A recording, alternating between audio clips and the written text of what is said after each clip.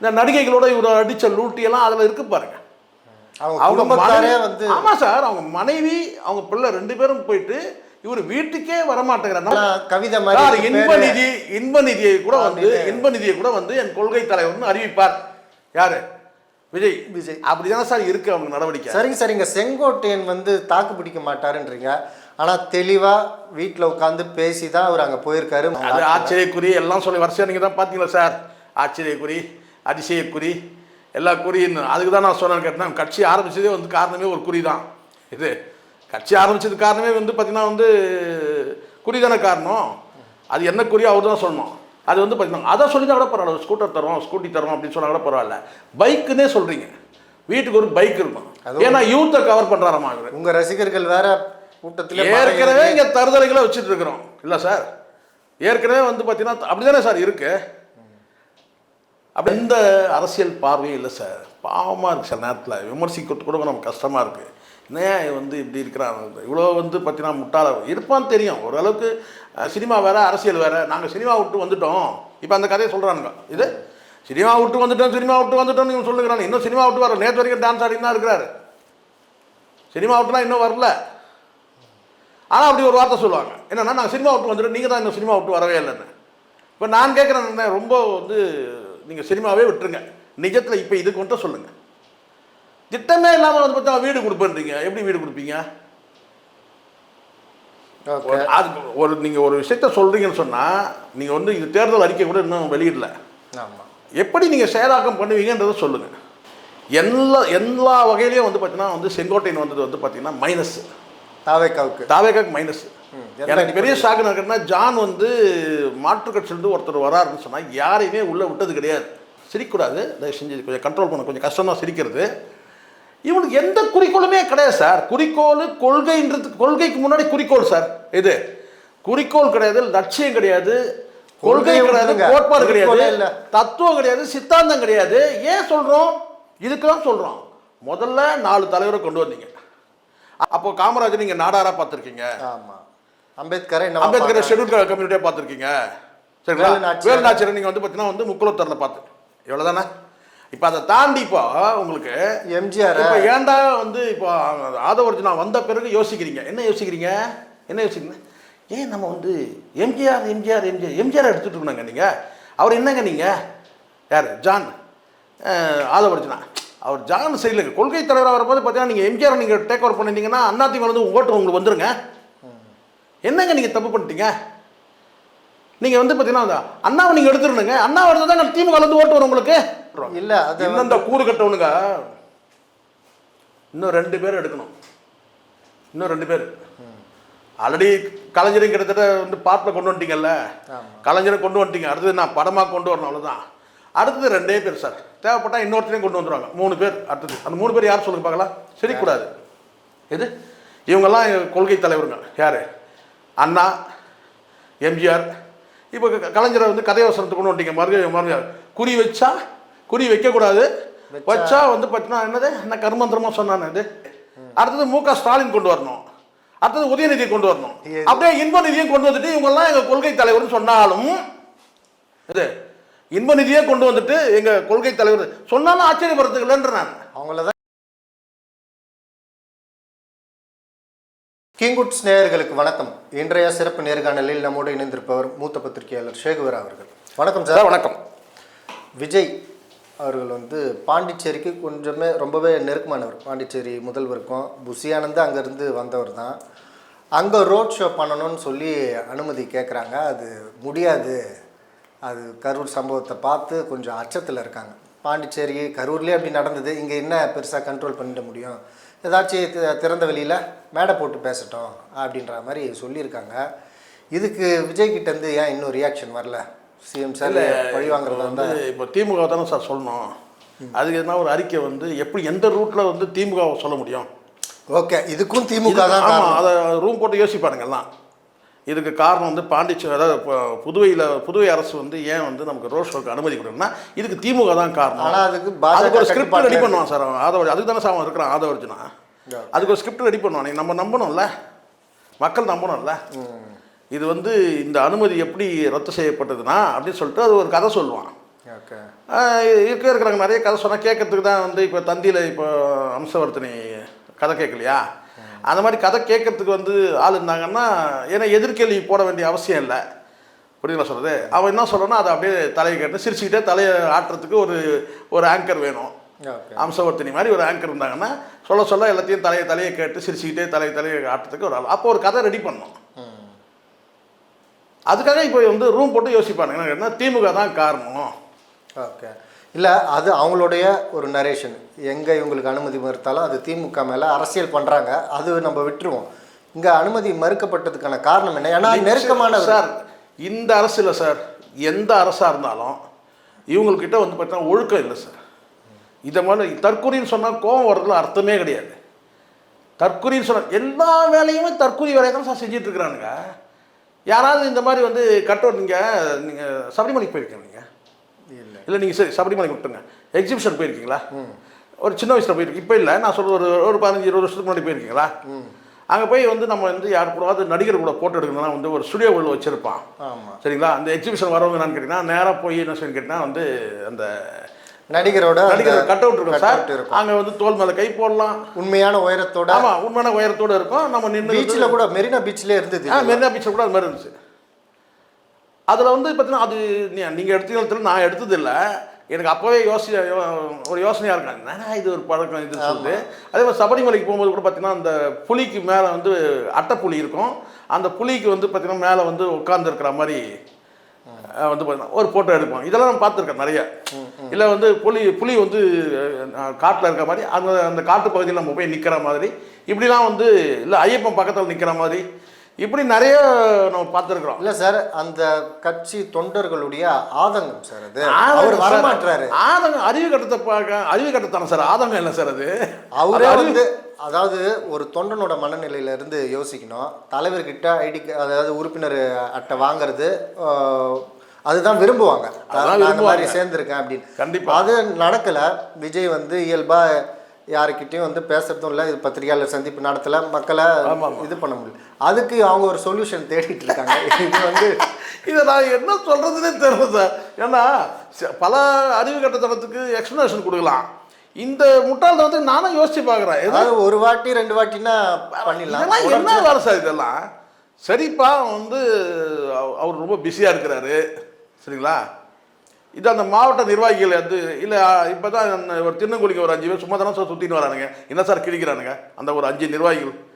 யார்? இந்த அருள்ராஜ், இந்த ஐஆர்எஸ், அதுக்கப்புறம் இன்னொருத்தர் இருக்கிறான்ல வந்து பார்த்தீங்கன்னா எஃப்ஐஆர் இல்லாமல் வந்து பதிங்கன்னா பாருங்க. அவன் இன்னும் ஒரு 4-5 பேர் இருக்கிறானுங்களா அதில், அதை வச்சு உட்பட அவனும் கொடுக்கட்டும். விஜய் கொடுக்கலாம், அவங்க கொடுக்கட்டும். விஜய் தான் கொடுக்கணும்னு சொல்லிட்டு வந்து அதுக்குன்னு ஒரு அட்டையில் செய்தி வச்சுருந்தா அப்போ வந்து உதயநிதி சொன்னது கரெக்ட் தானே? உதயநிதி என்ன சொன்னார்? அட்டை தாஜ்மஹால் சொன்னார். அது ஒரு படி மேலேயே போய் என்ன செஞ்சு வந்து செயலாக்கம் பண்ணணுங்க. அட்டை விஜய் அட்டை விஜய் தானே இது? ஆமாம். காகித புலின்றதை வந்து நிரூபிக்கிறீங்களே சார் நீங்கள். சிங்கம் நீங்க அப்புறம் ஏதோ சொன்னீங்க. இந்த மாதிரி ஒரு முட்டாள்தனத்தை எங்கேயாவது நீங்கள் பார்த்துருக்கீங்களா சார் இதுக்கு முன்னாடி? நானும் கூட யோசிச்சு பார்க்குறேன். அதாவது ஒரு அரசியல் கட்சி செய்யாத எல்லா விஷயங்களையும் தொடர்ச்சியாக வந்து தற்குறிக்கு மேலே ஏதாவது ஒரு வார்த்தை இருக்குமா சார்? தற்குறிக்கு மேலே ஏதாவது ஒரு வார்த்தை நானும் தேடுறேன். தற்குறின்ற வார்த்தைக்கு மேலே ஏதாவது ஒரு வார்த்தை தான் அதை தேடணும். அந்த வார்த்தை பத்தாது, இவங்களை டிஃபைன் பண்ண அந்த வார்த்தை கவனக்குறைவு, அலட்சியம். கவனக்குறைவுன்றதை தாண்டி அலட்சியம்னு ஒரு வார்த்தை இருக்கு இல்லையா? அந்த டிஃப்ரென்ஸ் இருக்கு. அது மாதிரி தற்குறியை தாண்டி ஏதாவது ஒரு வார்த்தை தான் தேடணும். ஆச்சரியக்குறின்னு அவர் சொல்லிட்டு இருக்காரு. அது ஆச்சரியக்குறி எல்லாம் சொல்லி வரிசையாக நீங்கள் தான் பார்த்தீங்களா சார்? ஆச்சரியக்குறி, அதிசயக்குறி, எல்லா குறின்னு. அதுக்கு தான் நான் சொன்னேன்னு கேட்டேன். கட்சி ஆரம்பித்ததே வந்து காரணமே ஒரு குறி தான். இது கட்சி ஆரம்பித்தது காரணமே வந்து பார்த்திங்கன்னா வந்து குறி தானே காரணம். அது என்ன குறியோ அவர் தான் சொல்லணும். காலையில் நான் சாப்பிட்றது வடகறி, சாயந்தரம் நைட் ஷிஃப்ட்டுக்கு நான் வந்து சாப்பிட்றது சைடு டிஷ் கொத்துக்கறி, இப்படி சொல்லிகிட்டே போகலாம். அதையும் போட்டு அதை எழுதி கொடுத்து யாராவது ஒருத்தர் அங்கே இருக்கிறான். உண்மை தானே சார்? உங்களுக்கு என்ன வந்து ஒரு கொள்கை இருக்குது, லட்சியம் இருக்குது நீங்கள் கட்சி தொடங்குறதுக்கு? அசிங்கமா இல்லையா சார்? நான் எவ்வளோ சார் காரி போக முடியும்? அதுக்கு அவர் பேசியிருக்காரு, காஞ்சிபுரத்தில் பேசினார். கொள்கை இல்லைன்றாங்க, தொடர்ச்சியாக இத்தனை விஷயங்களை பண்ணியிருக்கணும். அவர் ஒரு லிஸ்ட் அவுட் போடுறாரு. இல்லை நான் சொல்கிறேன் பாருங்க, நீங்கள் சொல்ல இப்போ ரொம்ப கூர்ந்து கவனிங்க கரெக்டாக. நீங்கள் கேட்கறதுக்கு நான் கரெக்டாக பதில் சொல்லணும். எடப்பாடி கோபிச்செட்டிப்பாளையத்தில் இப்போ சமீபத்தில் ஒரு உண்மையான ஒரு எதிர்க்கட்சி தலைவர் வந்து எப்படி வந்து அந்த அறிக்கை இருக்கணுமோ அப்படி இருந்தது. அதுக்கு வந்து பதிலடி கொடுக்குறது ஒரே ஒரு இதை சொன்ன ஒரே இதை நாக் அவுட்னு சொன்னால் அதுக்கு வந்து பார்த்தீங்கன்னா இவர் உதயநிதி வந்து சொன்னார். என்னென்னு கேட்டால் கவர்னர் வந்து திராவிடம்னா என்னன்னு கேட்டால் அதை வந்து புராணத்தை பார்த்து தான் வந்து சொல்ல முடியும். இப்படி டக்குன்னு கேட்டிங்கன்னா சொல்லிட முடியாதுல்ல, அது புராணத்தை படித்து பார்த்து தான் சொல்லணும்னு பதில் சொன்னார் அப்படின்னு சொல்லி உங்களுக்கு தெரியும் இல்லையா? அது வரலாறுன்னு சொன்னால் கூட பரவாயில்ல, புராணம்னு சொன்னார். புராணத்தை பார்த்து தான் சொன்னார். அதை வந்து பேசியிருந்தார். ஒரு எதிர்க்கட்சி தலைவர் வந்து ஒரு குற்றச்சாட்டு சொல்கிறாரு, அதை வந்து ஆளுங்கட்சி தரப்பில் வந்து பார்த்தீங்கன்னா அதுக்கு பதிலடி கொடுக்குறாரு. இது அரசியல் ரீதியான இதுதான் வந்து ஒரு ஆரோக்கியமான ஒரு அரசியல் வருஷம் நம்ம பார்த்துக்கிட்டு வர அரசியல். நீங்கள் பேசுறதுலாம் வந்து பார்த்தீங்கன்னா சார் நீங்களே சொல்லுங்கள் சார், ஏதாவது ஒரு வந்து ஒரு லாஜிக் இருக்கா சார்? எப்படி சார் நீங்கள் வந்து வீட்டுக்கு வந்து கார் கொடுப்பீங்க, பைக் கொடுப்பீங்க, போகிற போக்கில் பைக்குன்னு ரைட்டு, அதுக்கப்புறம் காருங்கிற. உங்களுக்கு ஒரு சின்ன உதாரணம் நான் சொல்கிறேன். 92 இப்போ எத்தனை வருஷம்னு பார்த்துங்க, 92 இல்லை ஆமாம் 92 வாக்கில் இன்ஸ்டியூட் ஆஃப் ரோட் டிரான்ஸ்போர்ட்னு ஒன்று இருக்குது. ஐஆர்டின்னு வந்து இன்ஸ்டியூட் ஆஃப் ரோட் டிரான்ஸ்போர்ட் தரமணியில் இருக்குது. அங்கே தான் சாலை போக்குவரத்து ஆராய்ச்சி நிறுவனம், தமிழில் சாலை போக்குவரத்து ஆராய்ச்சி நிறுவனம். அப்போ வந்து பார்த்தீங்கன்னா நான் வந்து அங்கே வந்து ஒரு வாலண்டியராக வந்து வேலை செஞ்சேன். ஏன்னா நான் அங்கே ட்ரைனிங்கில் இருந்தேன், ஹெவி வெஹிக்கிள்ஸ் ட்ரைனிங்கில் இருந்தேன். அப்போ வந்து இப்போ வந்து ஒரு 2 நாள் டெம்பரரியாக வந்து பார்த்தீங்கன்னா வந்து இந்த ஃபைல் ஒர்க்லாம் கொடுத்தாங்க. அப்போ என்கிட்ட கொடுத்தது கேட்டினா அப்போவே 92 என்னன்னு கேட்டிங்கன்னா ஒரு ஃபார்மேட், அதாவது ஒரு ஃபார்மேட்டில் வந்து ரோடு ஆக்சிடெண்ட்டை வந்து மார்க் பண்ணுறாங்க. ஒருத்தர் நேம் வந்துடும், அந்த நேம் வந்து பர்டிகுலர் நேம் வந்துடும், அவருடைய வயசு பர்டிகுலர்ஸ் வந்துட்டு கீழே வந்து பார்த்திங்கன்னா வந்து 3 வந்து இருக்கும், ஏபிசின்னு இருக்குல்ல, அதுமாதிரி AAE 3 இருக்கும். அதாவது என்னென்னு கேட்டால் சிறுகாயம், கொடுங்காயம், உயிரிழப்பு 3 வரும். இப்படி வந்து பார்த்தீங்கன்னா பெரிய லிஸ்ட்டு வந்து அதை வந்து நம்ம நோட் புக்கை வச்சு லெட்ஜர் வச்சு செக் பண்ணின்னு சொன்னால் டிக் பண்ணணும். சிறுகாயமா, கொடுங்காயமா, சிம்பிள் இன்ஜுரி, கிரீவியஸ் ஆயிருக்கும். ஆமாம் simple injury, grievous injury, death. அப்போவே 92 வந்து பார்த்திங்கன்னா டிக் பண்ணுறது வந்து பார்த்திங்கன்னா ஒரு 100 ஃபார்ம் இருக்குன்னு வச்சுக்கோங்களேன். அந்த 100 ஃபார்மில் குறைஞ்சபட்சம் வந்து பார்த்திங்கன்னா ஒரு 70 வந்து பார்த்திங்கன்னா வந்து டெத்து, ஒரு 20 வந்து பார்த்திங்கன்னா கொடுங்காயம். கொடுங்காயம்னா உங்களுக்கு தான் கை போயிடுறது, கால் போயிடுறது, இந்த மாதிரி வந்து அன்கான்ஷியஸ், இந்த மாதிரி உயிர் இருக்கணும். அதுக்கப்புறம் பார்த்தீங்கன்னா ஒரு 10 கேஸ் வந்து சிம்பிள் இன்ஜுரி இருக்கும். நான் சொல்கிறது 92. அப்போ இந்த கேடிஎம்லாம் கிடையாது. இந்த கேடிஎம் பைக் இருக்குல்ல, அதான் கிடையாது. இன்றைக்கி வந்து பார்த்தீங்கன்னா இன்றைக்கி எடுத்தால் ரேஷியோ எப்படி இருக்கும் பார்த்தீங்களா? இன்றைக்கி அப்போவே வந்து 60 70 வரைக்கும். இன்றைக்கி வந்து பார்த்தீங்கன்னா எடுத்துக்கிட்டா எப்படி பார்த்தாலும் இந்த கொடுங்காயன்றதுக்கு சான்ஸ் இல்லை. எது கொடுங்காயன்றது வண்டிகள் அதிகரிச்சா அந்த மாதிரி. ஆமாம், இப்போ அன்றைக்கி வந்து கேடிஎம்னு ஒரு பைக்கே இல்லை சார். இன்றைக்கி வந்து பாப்புலேஷன் ஸ்ட்ரென்த் எவ்வளோ இருக்குது? நீங்கள் சொல்கிறது இதெல்லாம் ஆக்சிடென்ட்டை விட சாலை போக்குவரத்து நெரிசல் அதிகம். கண்டிப்பாக சார். சார் இப்போ பார்த்தோம்ல சார், இல்லை சார் நாட்டு நடப்பு சார். இப்போ ராயபுரம் பிரிட்ஜில் இரவு பணிக்கு போகிறார் சார் எம்ப்ளாயி. எதிர்க்க வந்த கேடிஎம் பைக்கில் வந்து ஸ்பீடாக வந்த 2 பேர், 2 யூத், 2 யங்ஸ்டரு அடித்த அடியில் தலை போயிடுச்சு, தனியாக போயிடுச்சு. பாவம், அவர் டியூட்டிக்கு போகிறவர், நைட் ஷிஃப்ட்டில் டியூட்டிக்கு போகிறவருமா, அடிச்சாட்டு அந்த பையனை செத்து போயிட்டான். கூட வந்து என்ன ஆச்சுன்னு தெரியல, அந்த பையன் செத்து போயிட்டான், அவரும் தலை போயிடுச்சு தனியாக. அப்படி இது தெரியுமா விஜய்க்கு? தெரியாது. இப்போ நான் சொன்ன டேட்டா தெரியுமா? தெரியாது. நீ என்ன சொல்கிற? அட்லீஸ்ட் நீ சொல்லலாம். என்னன்னு கேட்டிங்கன்னா வந்து இப்போ இவங்க இந்த அரசு கூட மருத்துவம் படிப்பு, ஆமாம் இல்லை சார், இந்த அரசு கூட வீட்டு ஸ்கூட்டி கொடுக்குற அந்த ஒரு ஸ்கீம் கூட வந்து கொண்டு வந்தாங்க, உங்களுக்கு தெரியும் நினைக்கிறேன். அது வந்து பார்த்தீங்கன்னா அதை சொல்லி தான் கூட பரவாயில்ல, ஸ்கூட்டர் தரோம், ஸ்கூட்டி தரோம் அப்படின்னு சொன்னால் கூட பரவாயில்ல. பைக்குன்னே சொல்கிறீங்க, வீட்டுக்கு ஒரு பைக் இருக்கும். ஏன்னா யூத்தை கவர் பண்ணுறாராமா இவர். உங்கள் ரசிகர்கள் வேற கூட்டத்தில் ஏற்கனவே இங்கே தருதலைகளை வச்சுட்டு இருக்கிறோம் இல்லை சார். ஏற்கனவே வந்து பார்த்தீங்கன்னா அப்படி தானே சார் இருக்குது. அப்படியே வந்து அங்கே சுற்றி இங்கே சுற்றி அங்கே ஏன்னா இப்போ எப்படி இருக்கிறானுங்கண்ணா அந்த பசங்க, ஒரு படத்தில் வந்து விவேக பின்னாடி உட்கார வச்சு அங்கே சுற்றி இங்கே சுற்றி ஆந்திரா பார்டருக்கு போயிட்டு அப்படியே சிரஞ்சீவி போய் பார்த்துட்டு வந்துடலான்னு யார்? விஜய். அந்த மாதிரி வந்து பார்த்தீங்கன்னா வந்து எப்படி அந்த படத்தில் எப்படியோ அதே மாதிரி தான் வந்து நம்ம பிள்ளைங்க வந்து மச்சான் தலைவர் கேடிஎம் பைக் வாங்கி கொடுத்துட்டாரு, அப்படியே ஒரு 8 போயிட்டு பனையூரில் போய் பார்த்துட்டு வந்துடலான்னு வாங்க. வில்லேஜில் ஒரு கான்சியஸ் இல்லாமல் வந்து பேசினா நீங்கள் வந்து எல்லாருமே பெரும்பாலும் இந்த குற்றச்சாட்டை தான் வைக்கிறாங்க. வீட்டுக்கு ஒரு பைக்கு, சொந்த வீடு, காரு அப்படின்னு சொல்லி அங்கே இன்னும் விஷயத்த என்ன சொல்கிறாருன்னா, படிப்பு பயமே இல்லாமல் நீங்கள் கவர்மெண்ட் ஹாஸ்பிட்டலுக்கு தைரியமாக போகலாம், அந்த அளவுக்கு மேம்படுத்துவேன்னு. அப்போது நான் வாங்கி தரேன்ற மாதிரி கமிட் பண்ணலையே, உங்கள் வாழ்வாதாரத்தை அப்படி மேம்படுத்த. அதுக்கு நீங்கள் என்ன செய்யணுங்கன்னா அதுக்கான பிளான் என்ன சொல்லும், எப்படி பண்ணீங்க? இப்போ இது திட்டம் சார், ஒரு ஆசையை தூண்டுற மாதிரி சார். இங்கே திட்டத்தை வந்து என்னன்னு சொல்ல சார், அப்படியே வந்து வானத்தை அப்படியே வில்லா உடைச்சிடும்னு சொல்லிடலாம். எப்படி சொல்லணும்ல, நீங்கள் எனக்கு ஓட்டு போடுங்க, நான் வந்து உங்களுக்கு வீடு ஒன்று கொடுத்துட்றேன், இந்த செந்தில் வந்து மலையை போக போகிறேன் சார், ஒரு ஸ்கீம் வேணும்ல சார். இப்போ சீமான் இதுதான் இங்கே டிஃப்ரெண்ட் இருக்குது. இப்போ சீமான் வந்து பார்த்தீங்கன்னா பால் உற்பத்தியை பெருக்கிறேன்றார், சரிங்களா? அது எப்படின்றத சொல்கிறாரு, நாட்டு பசு அதுக்கான வந்து திட்டங்கள் வரைவு திட்டங்களே கைக்குள்ளே வச்சுருக்கிறாங்க, சரிங்களா? எது செய்தாலும் சொல்கிறாரு. அப்போ இதை எப்படி நடைமுறைப்படுத்துறதுன்றது அவங்ககிட்ட ஒரு கணக்கு இருக்குது. இப்போ டாஸ்மாகில் இருக்கிற ஒரு பெரும்பகுதி வருமானத்தை வந்து பார்த்தீங்கன்னா பால் உற்பத்தி மூலமாக ஈட்ட முடியும்னு சொல்கிறாரு. அது சர்வதேச அளவில் ஒரு சில நாடுகள் இப்படிலாம் பண்ணுதுன்னு பிளான் சார். அவங்ககிட்ட எல்லாமே இது வந்து தெளிவாக இருக்குது சார். இதை எப்படி எக்ஸிக்யூட் பண்ணுறது நீ சொல்லிடலாம் தாராளமாக. ஏன் வீட்டுக்கு 10 கிலோ தங்கம் தர சொல்லிட்டுங்க, பிரச்சனையே இல்லை. வீட்டுக்கு ஒரு 10 கிலோ தங்கத்தை நாங்கள் வந்து கொடுத்துருவோன்னு சொல்லுங்கள். அந்த தங்கம் எங்கேருந்து வாங்குவீங்க, எங்கேருந்து வெட்டுவீங்க, எந்த சுரங்கத்திலேருந்து வெட்டி கொண்டு வருவீங்க சொல்லணும்ல. ஓகே, விஜய் ஒரு பக்கம் படத்தில் எதிர்க்கிறாரு இந்த இலவசங்களை பற்றி விமர்சனம் பண்ணி, ஆனால் அதையே அவர் சொல்கிறாருன்ற இந்த குற்றச்சாட்டு எந்த அரசியல் பார்வையும் இல்லை சார். பாவமாக இருக்குது சில நேரத்தில் விமர்சிக்கிறது கூட நமக்கு கஷ்டமாக இருக்குது. ஏன் வந்து இப்படி இருக்கிறான், இவ்வளோ வந்து பார்த்தீங்கன்னா முட்டாள இருப்பான்னு தெரியும். ஓரளவுக்கு ஒரு அரசியல் குறித்த அந்த அவேர்னஸ் இல்லாமல் இருக்கிறது வேற, நாட்டு நடப்பு தெரியாமல் கூட இருக்கலாம். ஆனால் வந்து பார்த்தீங்கன்னா எவன் என்ன சொன்னாலும் அப்படியே வாந்தி இருக்கிற மாதிரிலாம் சார் இருக்கிறான். அப்படியே தானே என்ன ஒரு ஏதாவது ஒரு பார்வை இருக்கா? இப்போ நான் சின்ன விஷயம் தானே நான் சொன்னேன். இப்போ நான் கேட்குறேன், இந்த சாலை போக்குவரத்து ஆராய்ச்சி நிறுவனன்றதை நீங்கள் ஒரு டேட்டா வாங்கினாலே முடிஞ்சிச்சு சார். இப்போ போய் கேட்டு வாங்குங்க டேட்டா, ஒரு ஆர்டிஐ போட்டு வாங்குங்க. ஒரு வருஷத்துக்கு எவ்வளோ வந்து பார்த்தீங்கன்னா மரணங்கள் நடக்குது.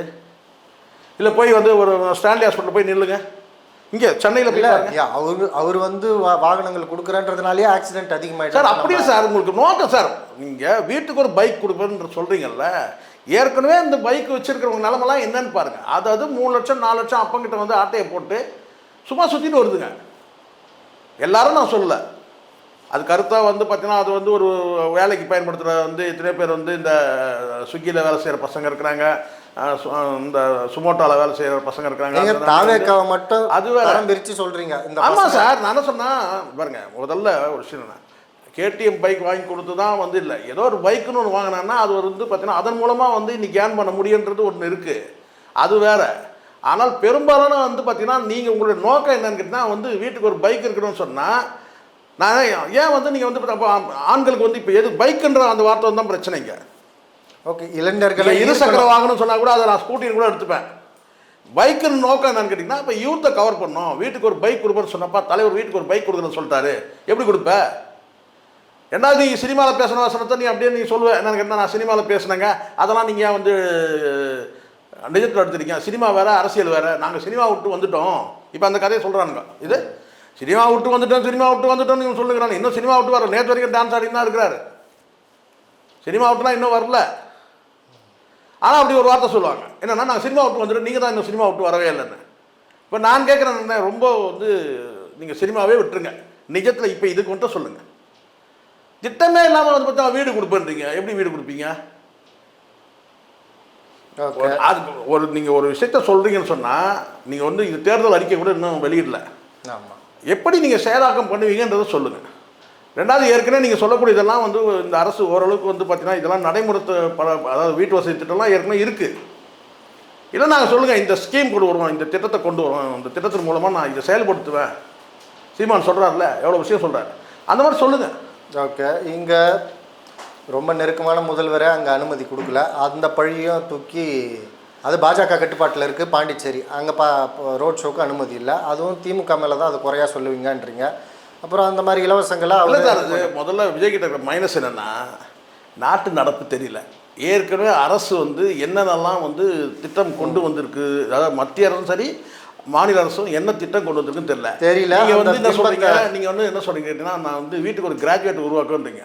ஆல்ரெடி வந்து பார்த்தீங்கன்னா எல்லாம் இந்தியாவிலேயே ஆமாம், அந்த டேட்டா கூட உங்களுக்கு தெரியல. ஏன்னா நீ சொல்லக்கூடிய விஷயம்லாம் வந்து என்ன புதுசாக தான் சொல்லு. ஆல்ரெடி இதெல்லாம் வந்து பார்த்தீங்கன்னா ஸ்காலர்ஷிப் வந்து ஸ்டேட்டும் தருது, சென்ட்ரலும் தருது சார். ஆமாம், அது வந்து சென்ட்ரல் ஸ்கீமை வந்து பார்த்திங்கன்னா அதை வந்து பயன்படுத்திக்க தெரியாதவங்களும் அதை ரூட்டு தெரியாதவங்க விட்டுறாங்க. சென்ட்ரல்லையும் வந்து சில வந்து பார்த்தீங்கன்னா வந்து என்கரேஜ் பண்ணுறதுக்காக சில தராங்க இருக்குது. இப்போ செங்கோட்டையன் இணைந்தது வந்து பெரும் வெற்றியாக கொண்டாடுறாங்க தாவேக்கா. நாங்கள் ஜெயிச்சிட்டோம், செங்கோட்டையன் அதிமுகலேருந்து வந்திருக்காரு. அருண்ராஜ் என்ன சொல்கிறாரு, திமுகவுக்கு ரெட் அலர்ட். அதுக்கப்புறமா இணையத்தில் அந்த வாரியர்ஸ் இருக்காங்களே, விர்ச்சுவல் வாரியர்ஸ், அவங்க என்னன்னா செங்கோட்டையன் வந்தது மிக திமுகவுக்கு நாங்கள் ஜெயிக்கிறது சுலபமாயிடுச்சுன்னு. வந்தது அதிமுகவில் இருந்து. ஆனால் இன்னும் எலெக்ஷன் நெருக்கத்தில் இவங்க எவ்வளோ காமெடி பண்ணுவாங்கன்னு சொல்லிட்டு சார் நான் ஒன்று சொல்லட்டுமா சார், உங்களுடைய அரசியல் அறிவிக்கை கூட நான் விட்டுறேன். இந்த காணொலி பார்க்குற அத்தனை பேர் அரசியலுக்கு விட்டுறேன். அவங்களுடைய அரசியல் அறிவிக்கை விட்டுறேன். எல்லா வகையிலையும் வந்து பார்த்தீங்கன்னா வந்து செங்கோட்டையன் வந்தது வந்து பார்த்தீங்கன்னா மைனஸ். தாவேக்காவுக்கு மைனஸ். எனக்கு பெரிய ஷாக்கு நடக்குதுன்னா, ஜான் வந்து மாற்று கட்சியிலிருந்து ஒருத்தர் வராருன்னு சொன்னால் யாரையுமே உள்ளே விட்டது கிடையாது. ஆனால் இது நடந்திருக்கு காரணம் கேட்டால் இது ஆதவர்ஜனுடைய ப்ரெஷர். ஓகே, இப்போ உணர்றாங்க, இப்போ ரூம் போட்டு யோசிக்கிறாங்க எல்லாருமா, இது வந்து ஏன் நம்ம வந்து இதை சேர்த்தோம். ஏன்னா அடுத்தடுத்த நிகழ்வுல வந்து பார்த்தீங்கன்னா வந்து செங்கோட்டையனுக்கே இப்போ நெருடல் இருக்கிறாரு. ஒரு தவறான முடிவு எடுத்துட்டோமா நம்ம அப்படின்ற யோசனையில் அவர் இருக்கிறார். ரொம்ப நாளைக்கு இருக்க முடியாது. நான் சொல்கிறேன் பாருங்க, ஏன்னா அந்த ஒரு கட்சிக்கு ஒரு கல்ச்சர் இருக்குது சார். இந்த திராவிட இயக்கங்களில் வந்து பார்த்தீங்கன்னா வந்து நீண்ட காலம் இருக்கிறாங்கன்னு வச்சுக்கலாம். அவங்க வந்து அதிமுக வந்து ஈஸியாக வந்து திமுக கூட அடாப்ட் ஆகிடுவாங்க. திமுக வந்து வெளியே போகிறாங்கன்னு வச்சுக்கலேன், அவங்க வந்து பார்த்தீங்கன்னா ஏடிஎம்ல போய் வந்து பார்த்தீங்கன்னா வந்து அடாப்ட் வந்து யோசிப்பாங்க. ஏன்னா கடந்த காலத்தில் பரிதியில் முடிஞ்செல்லாம் போய் அதிமுக போய் அசைக்கப்பட்டாங்க. இன்றைக்கி கிட்டத்தட்ட திமுக வந்து ஒரு 15-16 பேருக்கு மேலே இருக்கிறாங்கன்னு நினைக்கிறேன். ஏடிஎம்கிலேருந்து வந்தவங்க 8 பேர் அமைச்சராகவே இருக்கிறாங்க. ஆனால் திமுக வந்து போய் வந்து அங்கே வந்து அதிமுக போனால் பெரிய வந்து அளவில் வந்து அவங்களுக்கு வந்து அந்த என்ன சொல்கிறேன்னா ஸ்கோப் கிடையாது. இது வந்து சரி அப்படியெல்லாம் அடாப்ட் ஆக முடியும். ஆனால் திமுக அதிமுக 2 கட்சியிலேருந்து போய் பிஜேபிக்கு போனவங்களாம் இப்போ எப்படி இருக்கிறாங்கன்னு தெரியும். ஒரு சபாநாயகராக வந்து விபி துரைசாமி இருந்தார். இங்கே கௌரவமாக வச்சுருந்தாங்க அவரை. அங்கே போய் அவர் என்ன சாதிச்சாருன்னு இது வரைக்கும் தெரியவே இல்லை. என்ன சாதிச்சாருன்னு தெரியல. எந்த கௌரவமும் அவருக்கு வழங்கப்படவே இல்லை. முன்னாள் சபாநாயகர், துணை சபாநாயகர் அவர் விபி துரைசாமி, கேபி ராமலிங்கம், இவங்கெல்லாம் போய் வந்து கேட்டால் அந்த காவி ட்ரெஸ்ஸை போட்டுக்கிட்டாங்களே தவிர அவங்களால முழுமையாக கூட பாரத மாதாக்கு ஜேன்னு கூட சொல்ல முடியாது. ஆமாம், சொன்ன மாதிரி கூட தெரியவே இல்லை. அந்த கோஷத்தை கூட அவங்களால எழுப்ப முடியாது. இயற்கையாக அது வராது. அப்போ வந்து அதே மாதிரி தான் கேட்டால் தமிழக வெற்றி கழகம், இது தமிழக வெற்றி கழகத்தில் வந்து கிட்டத்தட்ட வந்து இவங்களால வந்து அந்த கல்ச்சரை ஏற்றுக்க முடியாம தான் ஜெயலலிதா. கண்டிப்பாக சார், ஏற்கனவே சார் ஜெயலலிதா அந்த பேனர் ஒன்று சின்னதாக அடிக்கிறாங்க, அதில் எம்ஜிஆர் ஜெயலலிதா படம் இருக்குது சார். அது சார் இது நீங்கள் சிரிக்கக்கூடாது, தயவு செஞ்சு கொஞ்சம் கண்ட்ரோல் பண்ண, கொஞ்சம் கஷ்டம் தான் சிரிக்கிறது. இவனுக்கு எந்த குறிக்கோளுமே கிடையாது சார். குறிக்கோள் கொள்கைக்கு முன்னாடி குறிக்கோள் சார். இது குறிக்கோள் கிடையாது, லட்சியம் கிடையாது, கொள்கை கிடையாது, கோட்பாடு கிடையாது, தத்துவம் கிடையாது, சித்தாந்தம் கிடையாது. ஏன் சொல்கிறோம்? இதுக்கெல்லாம் சொல்கிறோம். முதல்ல 4 தலைவரை கொண்டு வந்தீங்க. அதில் ஒருத்தர் வந்து மன்னர் கால குறியீடு, எப்படி இருந்தாலும் மன்னர் கால குறியீடு தானே வேலு நாச்சியார், மன்னர் கால குறியீடு. நீங்கள் அந்த இடத்துல தேவரை பொன்முத்துராமலிங்க தேவரை கொண்டு வந்திருக்கலாம். சரி, நீங்கள் என்ன செஞ்சீங்கன்னா சரி ஏதோ ஒரு ரீசனை சொன்னீங்க, ரைட், அது கொண்டு வந்தீங்க 4 தலைவர். இது வரைக்கும் அப்படியே மூடிட்டு இருந்துருக்கணும். எது உங்களுக்கும் காமராஜருக்கும் சம்மந்தமே கிடையாது. உங்களுக்கும் வந்து பார்த்தீங்கன்னா அம்பேத்கருக்கும் சம்மந்தம் கிடையாது. ஏன் சொல்கிறேன்னு கேட்டிங்கன்னா, காமராஜர்கிட்ட எளிமை, அம்பேத்கர்கிட்ட சட்ட அறிவு, இது ரெண்டும் உங்களுக்கு சம்மந்தமே கிடையாது. எது இதை பற்றி வந்து ரொம்ப தூரம் உங்களுக்கு சொல்லுவாங்கல்ல, அவங்களுக்கு நமக்கு ரொம்ப தூரம் வாங்கல்ல. ஆமாம், இந்த 2 தலைவருக்கும் ரொம்ப தூரம். அஞ்சலி அம்மா எதுக்கு போட்டிங்கன்னே தெரியவே இல்லை. ஏன்னா அஞ்சலி அம்மா வந்து பார்த்தீங்கன்னா ஒரு சாதி குறியீடுக்காக நீங்கள் போட்டுக்கிட்டீங்களான்னு தெரியல. நீங்கள் தியாகினா எவ்வளோ பேர் இருக்கிறாங்களே. ஸோ அஞ்சலி அம்மாவுடைய வந்து நம்ம தியாகத்தை மதிக்கிறோம் சார். ஆனால் அவங்கள நீங்கள் கொண்டு வந்து நோக்கம்ன்றது அந்த சமூகம் இந்த எல்லா அதை தான் அங்கே தான் அடி வாங்குச்சு. அங்கே தான் எங்களோட நோக்கம் அடி வாங்குச்சு. அப்போ காமராஜர் நீங்கள் நாடாராக பார்த்துருக்கீங்க, அம்பேத்கரை ஷெட்யூல் கம்யூனிட்டியாக பார்த்துருக்கீங்க, சரிங்களா? வேலு நாச்சியாரை நீங்கள் வந்து பார்த்தீங்கன்னா வந்து முக்குலத்தரில் பார்த்து எவ்வளோ தானே. இப்போ அதை தாண்டி இப்போ உங்களுக்கு எம்ஜிஆர் இப்போ ஏன்டா வந்து இப்போ ஆதவர்ஜனா வந்த பிறகு யோசிக்கிறீங்க, என்ன யோசிக்கிறீங்க?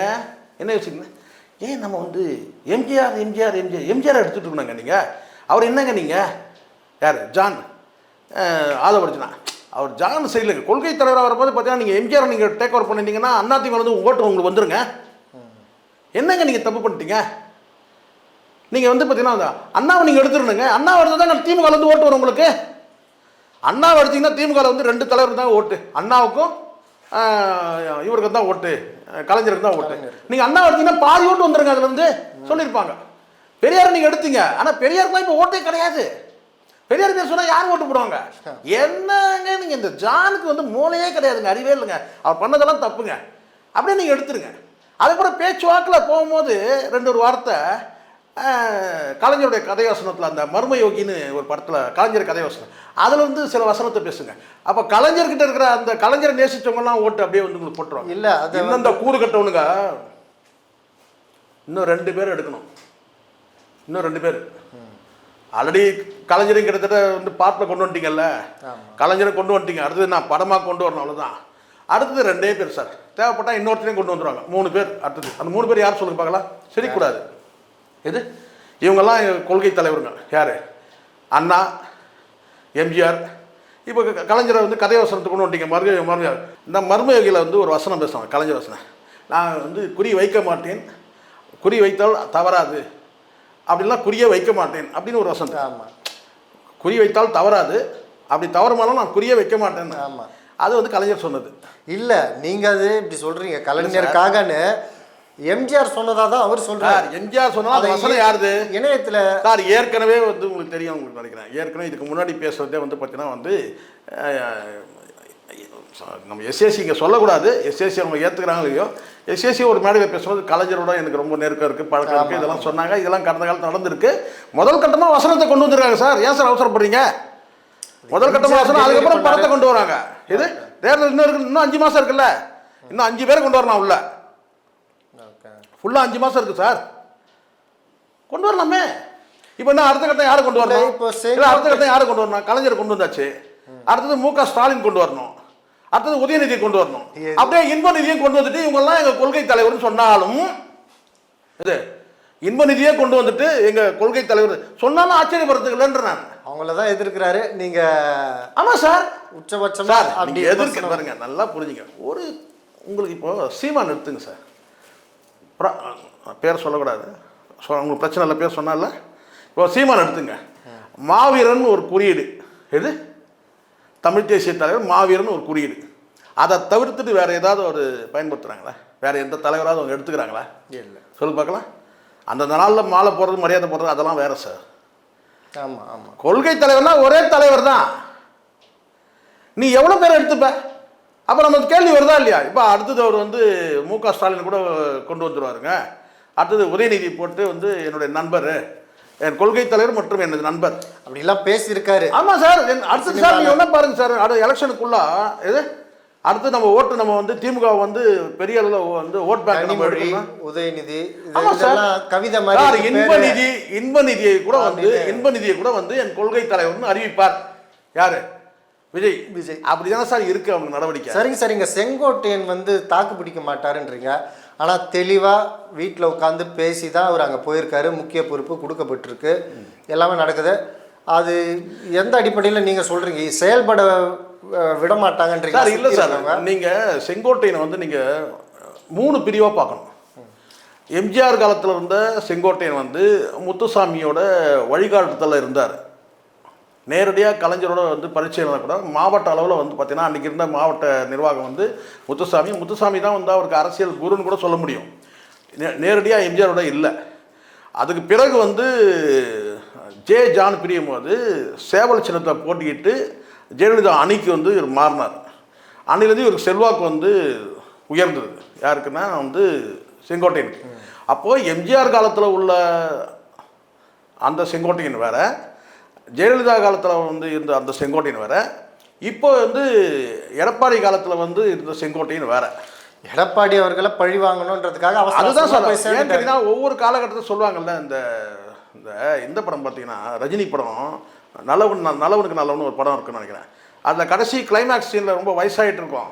ஆனால் அந்த கிளைமேக்ஸ் சீனில் வந்து ரஜினி வந்து படிக்கட்டுலேருந்து இறங்கி வரும்போது 3 ரஜினியை காட்டுவாங்க.